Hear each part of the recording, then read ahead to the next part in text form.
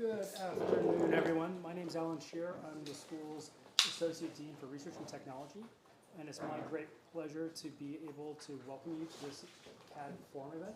The forums exist to share faculty work, which is mature but not finalized, so there's still time for lots of interesting conversations.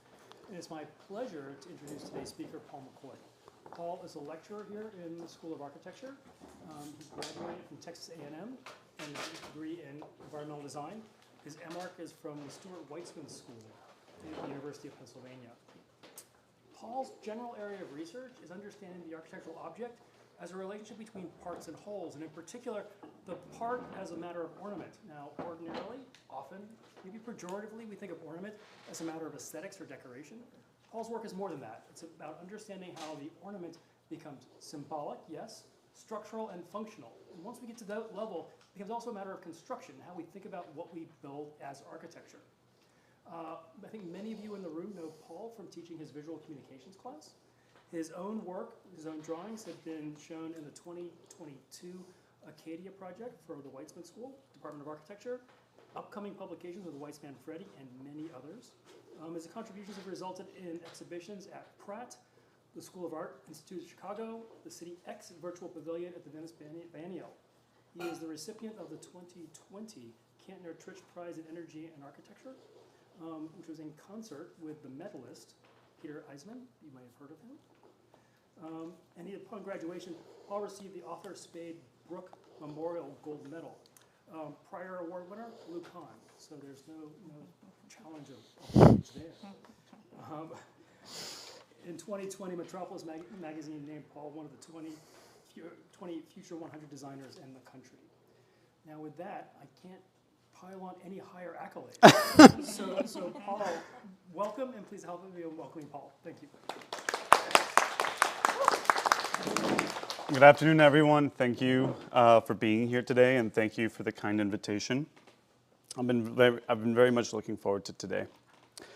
Over the last 3 years, I've had the pleasure to be a part of the School of Architecture in different capacities, from assisting visiting architects in design representation workshops, exploring drawn and rendered mediums, co-instructing in advanced design studios that interpret AI images into puzzles and new architectural assemblies, to tapping into the immense resources of the university and its architectural legacy, and most importantly to me, exposing students to a variety of institutions, sites, and offices that enrich their education.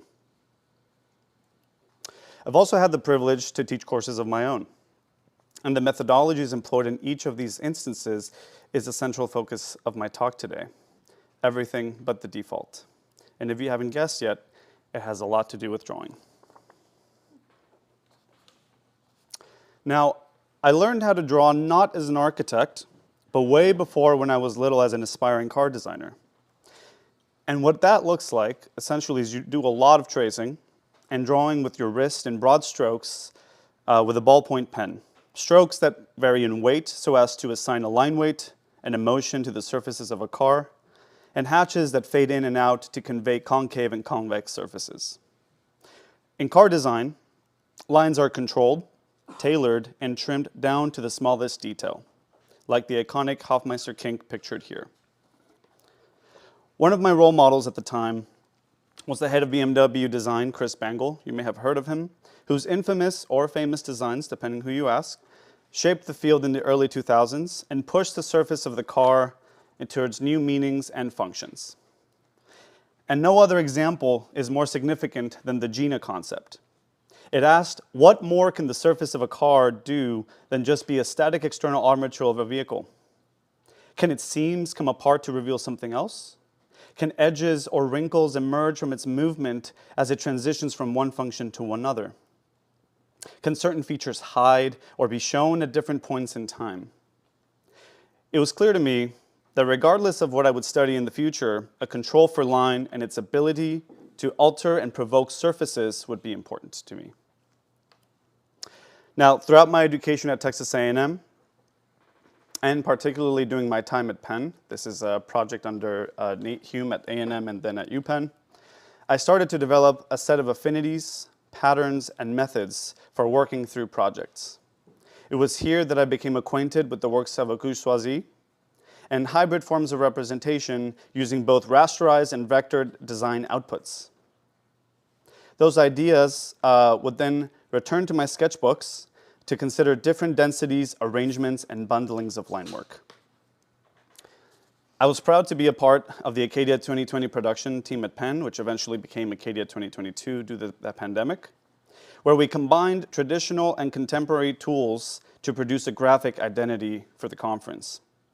There was a lot of AI, but many of the things that we did for this graphic identity were actually traced and drawn line by line, or as my friends would tease me, you're doing it the committed way. Internally, we were quite amused and proud that this would be the first time a serif font was used in the conference's wordmark. And here we also employed a sense of control for font, kerning, and subtle anomalies. Towards the end of my time at Penn, I created a portfolio titled Protagonists of Architecture. And in short, it argued that drawings are like the characters of a screenplay, creatures with traits, ambitions, and weaknesses that will charm you with their endless figuration and seduce you with their fastidious detail and their spatial depth. Quote, across the chapters, you will witness figures challenging different containers and overcoming boundaries concerning urban natures, shared housing, historical artifacts, and the changing environment, end quote.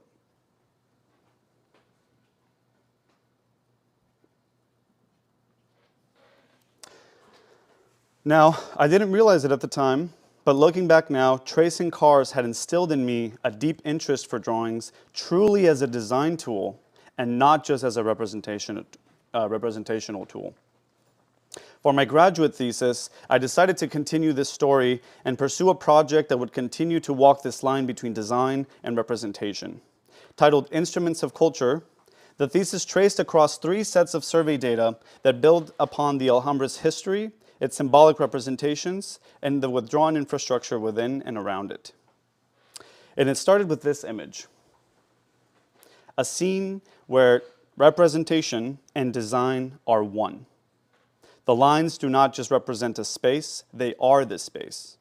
And I spent the following year studying the distance between what we see in the drawing plane and what we see in the enclosed space.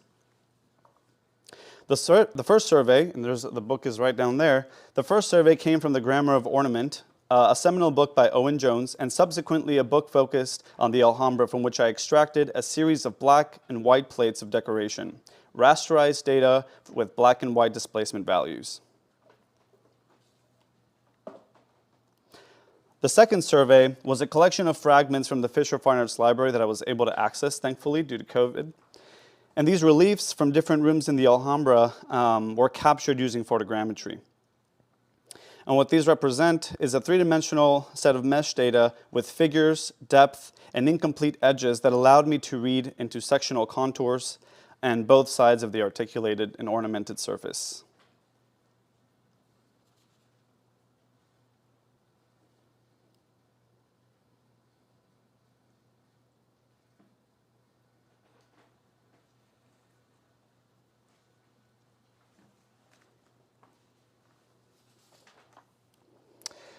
However, the most unexpected part came from the third survey.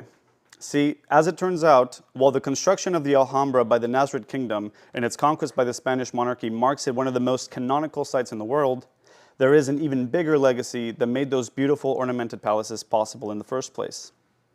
Under the sequence of ornamented rooms in the Alhambra is a sequence of cisterns that provide water for the region. The spaces beneath the city vary in size, and while they are not in use today, they are a part of this withdrawn legacy of the Nasrid Kingdom with a deeper story, and the deeper story behind the Alhambra. So, like the good tracer and surveyor I had become, I decided to interpret these surveys done by the Spanish municipality in the 1980s, and I developed a volumetric survey. What is revealed here are 26 individual cisterns, volumes constructed from stereotomic vaults with different radii, column widths, and access points for water. NURB surfaces that construct a utilitarian volume. The notable writings on ornament by Kent Bloomer argue that in order for ornament to be effective, it must be a part of a container, a utilitarian object that can be inhabited, altered, and ordered, as the term ornament would suggest. Hossein Nasr speaks about the spiritual void that connects the infinite and the in-between of all things in architecture and its geometric representations. Therefore, I would argue that water and ornament in this context perform a perfect duet of design and representation, and their asymmetry of power, meaning, utility, and aesthetics. To structure this layering of data, I applied the mathematical principles of the 17 wallpaper groups, which govern all pattern making, that imply that all patterns have a series of translations, rotations, or reflections. However, in this case, the groups became applied as a three-dimensional strategy to the cisterns. The traditional operations used to make representation now become tools to make space.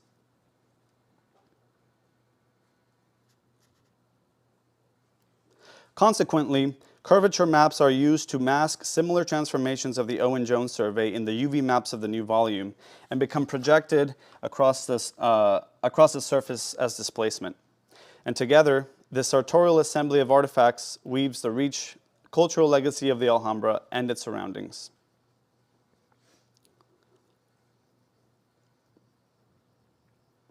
Where each part contributes to a greater meaning than the whole.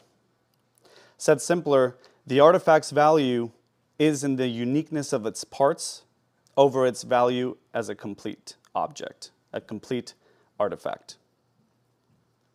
And you can spot moments where the displacement of one survey meets the relief of another.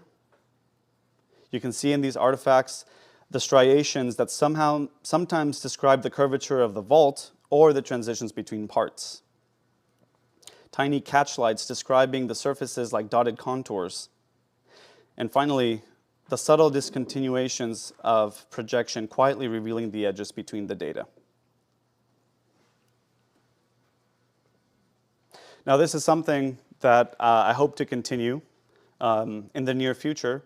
And now I'm going to shift to discussing how all of this work has sort of found its way at the University of Texas. So these are the three courses, and let's get started with Design 2.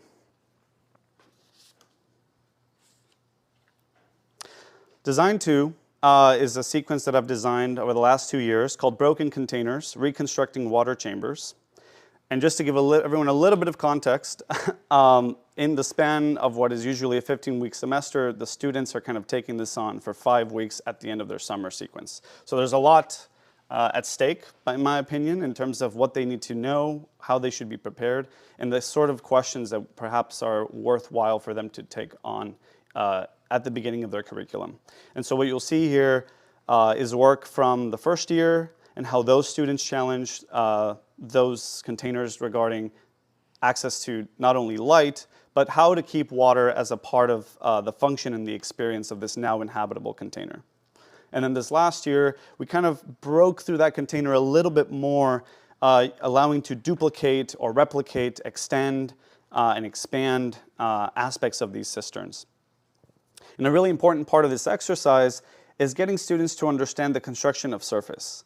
And what better to ask them to construct these from a two-dimensional survey and then have to unroll them and construct them in physical models, exploring different thicknesses of surfaces, whether it's a kind of 1/8 inch or 16th inch or 1/32 inch museum board.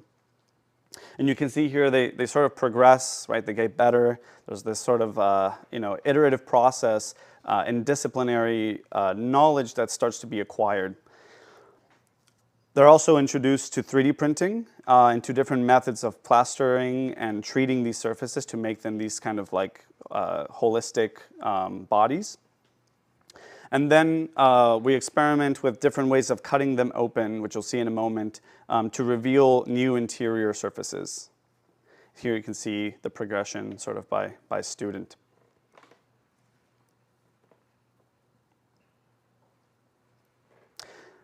Then they are asked to interrogate these and revisit those drawings and look at section and how it might correlate to plan.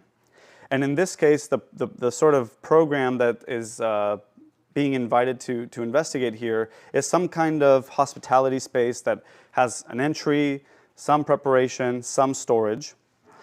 And what's important about this point is that it acquaints students with certain conventions about hospitality, things that are comfortable, less comfortable, things that are supposed to hold you there for longer or kick you out sooner. And the students are invited to kind of poke at those conventions and ask questions about how we kind of sit not only with ourselves, as they kind of did in Design 1, but now in Design 2, they have to, now how might they share that space with someone else, and what happens when that space is contained? Furthermore, they continued exploring that in this second episode. And again, the conventions of how they might look at these seating details, the relationship of the body to a wall, the relationship of water to that surface. I would love to introduce ornament to this studio, but I think it might be a little charged. But at the very least, they start to engage with these multiple interpretations of surface. Probably my favorite moment is when the students start to take ownership over these lines to express things that you normally don't express in a drawing, right? You're not just cutting a section anymore. We're not just showing the dashed line of where the cistern used to be. We are truly now taking ownership and expressing things that we might otherwise not see in a drawing. What is also really interesting is to see across the semesters as this work starts to develop and students start to see what the student previously did or what the one after them did. And as they start to unpack these details into small projects, the assumptions of what we understand as structure, the ways in which we deal with stereotomic vaults, and breaking some assumptions of how we might deal with the floor come into play.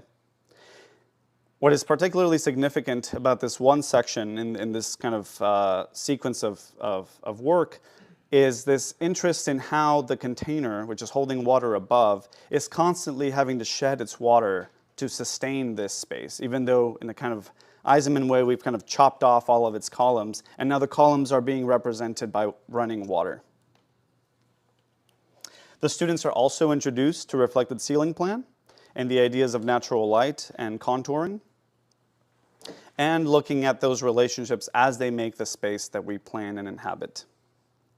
They're also asked to take a cutaway and start to explore different parts of drawings and create relationships between these vaults, these skylights, these surfaces, and these solids.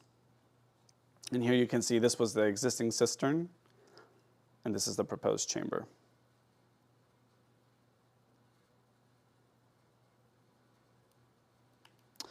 All in all, this studio, you can really see the growth of the students in this shot as they really take on this understanding of surface, this understanding of line weight, this understanding of certain conventions, but then breaking them and introducing some of these ideas that I kind of talked about earlier. So that's Design 2. Now let's talk about Design 4. And Design 4 is a housing studio. The studio, I titled it Thick and Thin Housing Assemblies. And it creates this duality split by I-35 where towards the west, while there is this kind of eclectic liveliness to 6th Street, there is, let's say, a continuity in a set of datums that we appreciate, that we associate with our culture, with a sense of context, with a sense of sight.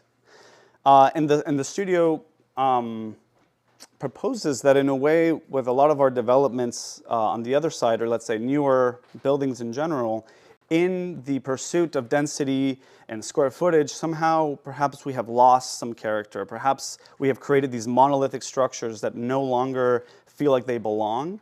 And whereas on the left, you could say this is Austin, on the right, that could be anywhere.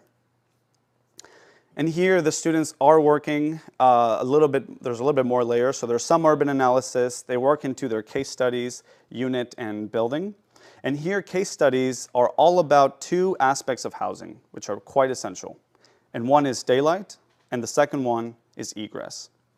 But before we jump into that, the students perform a sort of LiDAR and drawn survey across 6th Street, drawing and completing the buildings and capturing that kind of lively ground surface, drawing the rest of the elevation, And at the same time, they do a survey of the container of their own home to understand what are truly the dimensions of a dorm or an apartment, and perhaps a little bit to avoid designing the ultimate loft where the bed's in one corner and the kitchen's in the other corner. And all in the service of saying, can we recover the fenestrations that delight us, and can we have stairs again where instead of just going into a building and going up an elevator, and we have this kind of default stair, how can we have a stair that we want to go to, that we prefer to take over the elevator? Our site is Cisco's on 6th and Kamal. And what was interesting about it is that it's sort of this like lonely little corner, but it has a ground datum, it has this kind of character, it has this potential to kind of set a new standard for the block. And so as a case study for the project as a whole, we looked at Upper Street by Amin Taha, now group work, where this project is trying to capture the street into a corner, right? And over here, we're kind of working inversely. We're designing from the corner and all the way through the block. So these are this is where the students, and again, to this interrogation of wall, line, and section, they have to start to understand, they're not on the hook for like structural integrity and all of these things, but they do need to understand that architecture is a set of parts and that there's assemblages and things that have to come together to create the experiences that we know. And the idea is that there's a container set by what we would say is perhaps the line on the facade, and the students in groups started to kind of push and interpret that line and push across that boundary.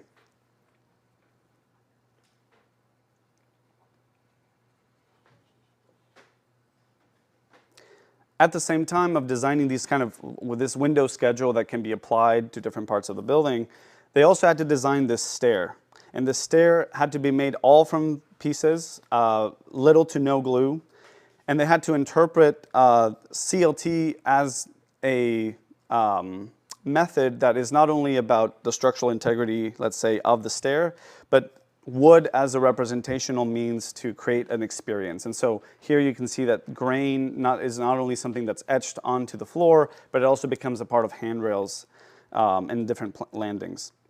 And it's all in the service of saying, instead of approaching the building from kind of massing, and then we design the unit, and then we figure out how these units come together, and then we kind of design the in-between, we're actually starting from the facade and from the core.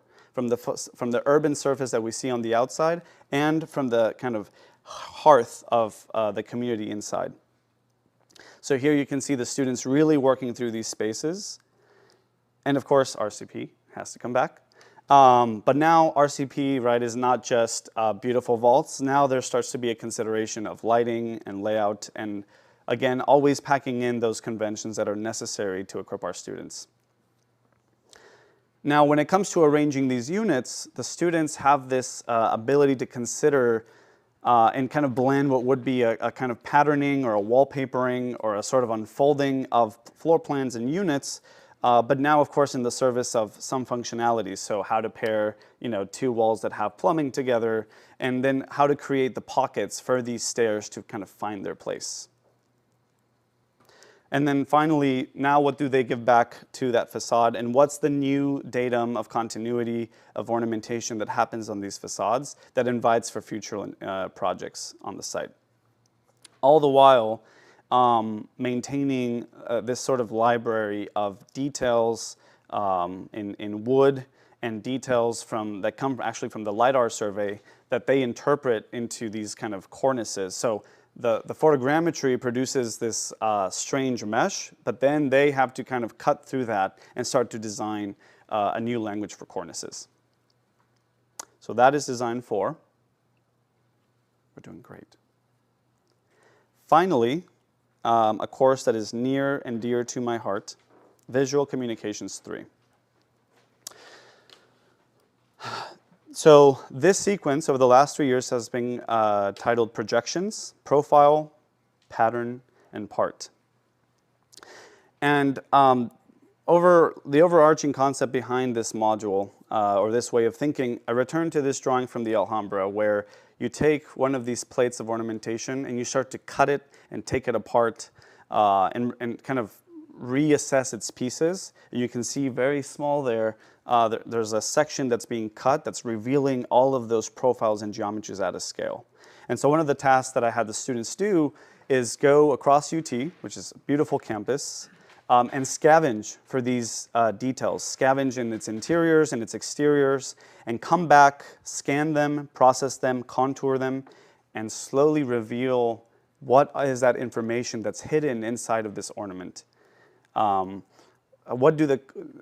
them to investigate these contours, these surfaces with line work to express those surface articulations and re-register them, not through, let's say, a rendering or a kind of visual, three-dimensional visual, but just truly through line work in a disciplined and really careful manner.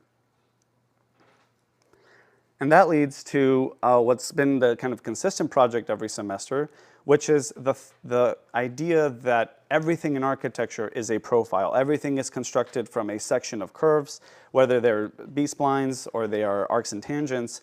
And what I push for the students to think about is how from the level of detail of something like Owen Jones' Grammar of Ornament, all the way to the satellite view captured by Benjamin Grant, there are profiles everywhere. There is a need for us as designers to kind of, everywhere we look, to always have this like filter of line work, of line weights. And then of course, how could we not have in the middle of like this kind of satellite and detail scale, Campo Marzio. So the students are asked to find relationships between figures. So, you know, something that perhaps Hossein Nasser would support. That's not about delineating the exact figures that are seen on the page, but rather the in-between qualities and the other profiles that emerge from all of the patterns and ornament in these two piles of sources, so the daily overview images and the grammar of ornament. And they produce a set of drawings that are then used for different exercises, and we've done something differently every year. But it always starts from going from profile to pattern. So here they get acquainted with Grasshopper and some parametric tools to interpret and apply any of the 17 wallpaper groups that they choose from. And then they get introduced to some kind of more advanced modeling techniques. Here's the work of William O'Brien Jr., Spina Gu, and Neil Denari, using them as sort of proxy examples of Boolean extrusion, offset and revolve, and network surface. And so here you can see the outputs of that, and again, asking the students to contour and understand that surface and describe it using only lines. And then, like any drawing set, right, like any architect or any designer, we must start to arrange this information and communicate it back to someone else. And so the students are asked to sort of create these arrangements at their own leisure. And then they're also asked to kind of blend, the pattern with the projection and start to create this like weaved, slightly fuzzy new whole. Lastly, as a part of this sequence, they were asked to then take that geometry and then they have to represent it in all kinds of ways, using only line work to produce figure and shadow, bringing it into rendering software, and only using black and white values to create lighting and contrast, and then getting into material and thickness and color. The second year, we looked a little bit more at the section, the interior elevation of architecture and the mosaics that are created by all of this detail. And the students, each group took on different parts of, let's say, a drawing set. So one group took on reflected ceiling plan, one group took on interior elevation, and one group took on floor plan. Exploring different hatches, exploring different ways of showing information or hiding information. And the students here are sort of pushed to really finely walk this line between what is ornament and what is decoration. Michael Young, in his book, Reality Captured After Images, talks very carefully about how ornament is something that attracts attention versus decoration is something that diffuses attention. And so here the students have to walk that line between what is section, what is elevation, where does the ornament end, where does the pattern begin. I particularly love this middle one where the seam of the door actually comes in contact with an edge of that pattern. And here the students are starting to get more comfortable with the techniques. They're starting to implement multiple colors, variations, and scale. The profiles start to get more rich and more complex. And now they were asked to produce a set of samples, or almost like what you would find maybe at a lunch and learn in an office, where they're creating these little samples of tiles and samples of trims that again bring attention to certain qualities of the profiles, either as a three-dimensional thing or as a two-dimensional thing.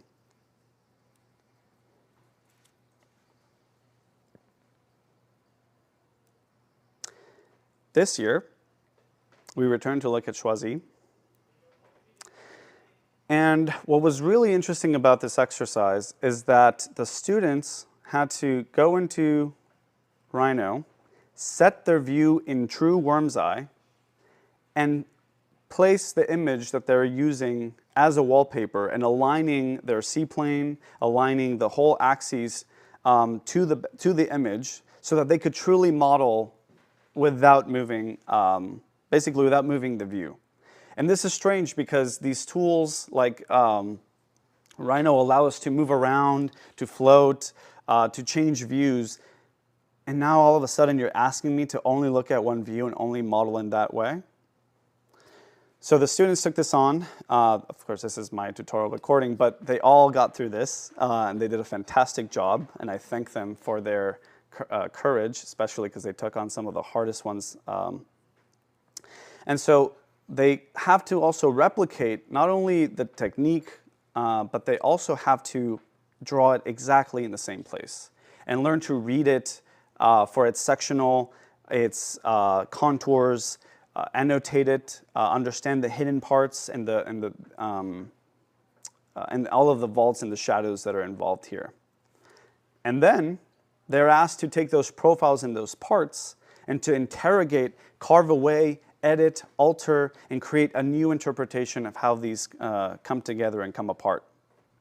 So here you can see the original, you can see the profiles on the right, and you can see how this is now starting to become kind of like constructing back, some of the things that Choisy would show here, or build upon and add to some of the things that he was already cutting back in these drawings. What's also really interesting is to see how the students did different things while being assigned very similar drawings, and seeing how they take on this idea of peeling back the layers of the wall, using detailed lines to kind of cut away and express that even though we're seeing this kind of holistic assemblage of architecture in the middle, it actually comes apart into very small pieces very easily, as articulated by these tiles. And of course, we had to have them lay these out in the end. As you can see, the tiles have become much richer, and the students are starting to also take ownership over how they kind of lay out, represent, and choose to display their work here. So as I progressed from tracing cars to navigating professional practice, drawing has remained my lens for understanding and articulating design. Yet, in the quick pace of an office, I've come to notice how easily our work can default to presets, losing the depth and emotion that we once infused into our lines. And for me, being here at UT the past 3 years, teaching has renewed my belief that the true power of lines is not in the tools. The true power lies not in the tools we use, but in how we wield them. It's up to us to challenge these defaults, these containers, and ensuring that our work is not only representative of the space, but it creates it. It's imbued with clarity, intention, and depth. And my hope is that through our continued exploration, we will harness these technologies with the same precision and curiosity that we brought to our hand drawings, pushing beyond representation to the very essence of design itself. Together, let's keep drawing with purpose, with passion, knowing that each line has the potential to transcend, provoke, and transform. To kick off the conversation, I have one more thing.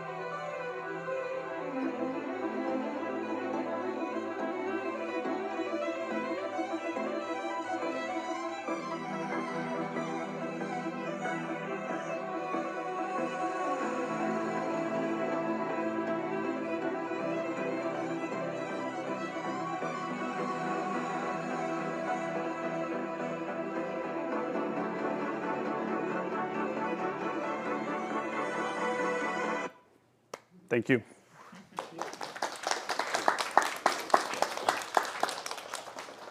Paul, thank you. We have lots of time for conversation. So Paul, I will let you direct